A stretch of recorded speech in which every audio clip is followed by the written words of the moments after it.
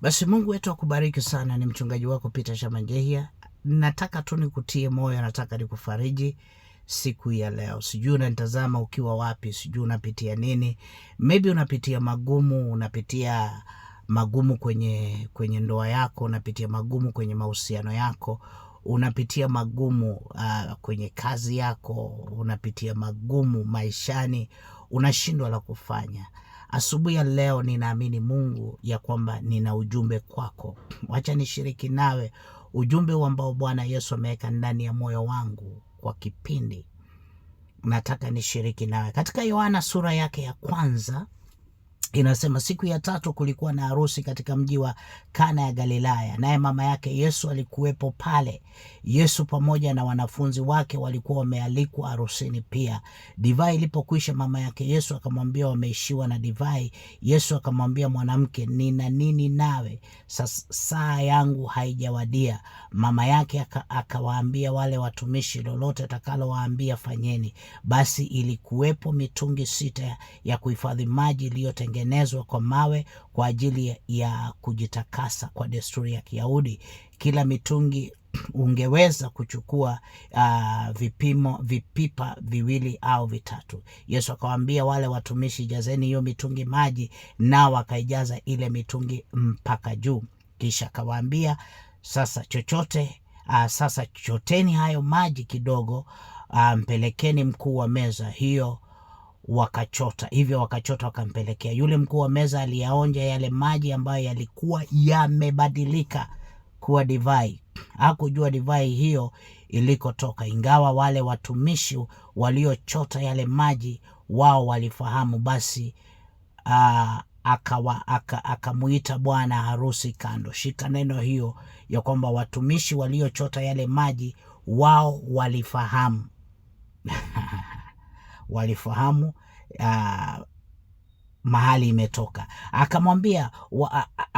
Akamwambia, watu wote hutoa kwanza divai nzuri, kisha huleta ile divai afifu, wageni wakisha kunywa vya kutosha, lakini wewe umeiweka ile nzuri kupita zote mpaka sasa. Huu ndio uliokuwa muujiza wa kwanza Yesu alifanya Kana ya Galilaya. Hivyo Yesu alidhihirisha utukufu wake na wanafunzi wake wakamwamini. Yesu ako kwenye harusi pale Kana pamoja na mamake. Ukiangalia kwa undani, kama mama alikuwepo na familia ilikuwa kwenye ile harusi, basi inaonyesha kwamba huyu ambaye alikuwa anaoa ama maybe anaolewa alikuwa wa karibu sana na hii familia, maana walijikuta familia ya Yesu ilikuwa pale. Sasa harusi imeisha. Maandiko yanasema mamake Yesu akaja kumwambia Yesu kwamba hakuna divai imeisha. Sasa Biblia inasema kulikuwa na mitungi kulikuwa na mitungi ambao watu walikuwa wanatumia kutakasa. Pale ndipo wanaenda kufanya nini? Kuosha mikono yao. Mstari wa 6, basi ilikuwepo mitungi 6 ya kuhifadhia maji iliyotengenezwa kwa mawe kwa ajili ya kujitakasa kwa desturi ya Kiyahudi. Kwa hiyo hizi mitungi ni ya maji ya utakaso, wananawa mikono. Yesu akawaambia, endeni mkajaze maji. Walipojaza, maandiko yanasema yale maji yakabadilika yakawa divai. Kisha Yesu akawaambia, wapeni watu. Sasa nataka uelewe, hii maji yakabadilika sio kwamba alitengeneza, yalibadilika yakawa divai, tofauti na divai ya leo ama pombe ile watu wanasema Yesu alitengeneza pombe. Unanielewa? Haya ni maji yalibadilika. Sasa ya kwako je, ama ile watu wanakunywa pale imetengenezwa na nini? Sasa yule mgeni mashuhuri ama mheshimiwa alipoyanywa yale, alipokunywa divai akasikia ni tamu, akaita bwana harusi akamwambia, kwani imekuwaje? Si kwanza kabisa watu wanapewa divai nzuri, divai hii tamu, mbona wewe unaleta tamu baada ya sisi kunywa ile nyingine? Nataka kusema hivi, ninajua hata kama unapitia nini leo hii, inaonekana ni ngumu, inaonekana haiwezekani, inaonekana hamna amani, inaonekana hakuna matumaini. Sikiza, kuna divai mpya. kuna divai mpya. Shetani anaweza kuja akafanya kila anachotaka kufanya, lakini nataka uelewe hivi, Yesu anapokuwepo, divai mpya inapatikana, divai ambayo imetengenezwa tofauti na jinsi ambavyo ile ya kwanza ilitengenezwa. Yesu analeta amani, Yesu analeta furaha. Maana kwa desturi watu wanapokunywa pombe ni kufurahia, inaleta furaha kidesturi. Kwa hiyo divai hii, hawa walipokunywa wakasikia hapana, hii ni tofauti, hii yenye tumekunywa ni tofauti na ile ambao tulikunywa kwanza. Mpaka mgeni mheshimiwa anashindwa kuelewa. Nasema hivi, inaonekana ni ngumu, inaonekana haiwezekani, inaonekana matumaini yameondoka, inaonekana kuaminika imeisha, inaonekana adui amefika mahali akakwambia sasa nimekuweza, hautatoboa, hautatoka hapa.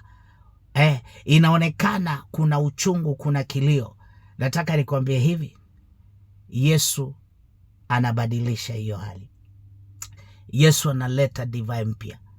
Wanapobaki wakifurahia, wanapobaki wakishangilia, adui anapofurahia ya kwamba amekuweza, hana habari ya kwamba Yesu analeta furaha. Yesu analeta furaha. Yesu analeta furaha, maana anahusika sana kwa masuala ya kibinadamu. Anahusika sana na hali unayopitia. Alivyoenda harusi ya Kana, nataka nikwambie hivi, hata wewe leo hii atakutembelea kwa hiyo nyumba, atakutembelea. Nina imani, nahisi ndani ya moyo wangu amani, nahisi ndani ya moyo wangu ushindi, nahisi ndani ya moyo wangu ya kwamba Bwana anakupigania. Hata kama inaonekana ni ngumu, hata kama inaonekana umeshakata tamaa, hata kama inaonekana hiyo biashara unaona utafunga, kuna divai mpya. Yesu analeta divai, analeta divai tena, inakuja kwa namna ambayo hukuwaidhania. Wewe mwachie Yesu. Yesu ndio suluhisho. Mamake Yesu alijua mwanawe anaweza kuleta furaha, anaweza shughulikia hili. Hata mimi nataka nikwambie kwamba Yesu atashughulikia. Wewe nyamaza, mwachie Bwana. Sijui unapitia nini. Naishi ndani ya moyo wangu nikutie moyo asubuhi ya leo, utapata furaha. Hiyo ndoa yako utapata furaha, mahusiano yako utapata furaha, biashara yako utapata furaha. Kuna raha yaja. Usikate tamaa. Yesu alienda kwa ile harusi. Yesu anakutembelea, anakutembelea. Muone Yesu, usione tatizo hilo. Aliko kutoa ni mbali, akakufikisha hapo. Aliko kutoa ni mbali, akakufikisha hapo. Mwana wa Mungu, wakati mwingine tusisahau aliko tutoa. Mkono wake una nguvu. Yawezekana asije mwenyewe ukauona mkono wake, lakini siku zote atatumia watu kukuinua. Mimi ni mkono wake, mimi ni sauti yake muda huu. Maneno naye asema ni yeye anaongea nawe. Amini tu. Kuna watu watachanganyikiwa, watashindwa kuelewa nini imefanyika. Kama huyu mgeni mheshimiwa alipokunywa divai yenye Yesu alitengeneza, aliyabadilisha maji yakawa divai, alichanganyikiwa, kashindwa, mbona hii ni tamu. Nataka nikwambie hivi, hiyo hali unapitia inafika mwisho. Kwa mkono wake Yesu utapata tumaini.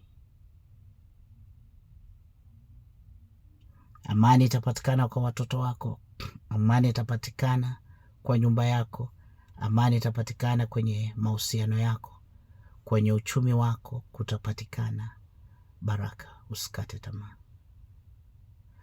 Baba, asante kwa nafasi hii. Namwombea mtazamaji wangu, Naomba kwa jina la Yesu Kristo, wewe mfalme wa amani, muujiza huu wa kwanza ulioufanya, naomba ukaitende, ukaifanye kwa maisha ya mtazamaji wangu yeyote anayetazama klipi. Baba, anahitaji muujiza. Naomba yeyote anayetazama akaone ukuu wako, akashuhudie fadhili zako. Na kubariki. Naomba divai ya kwanza, ile kileo cha kwanza, ikakome, ikaishe.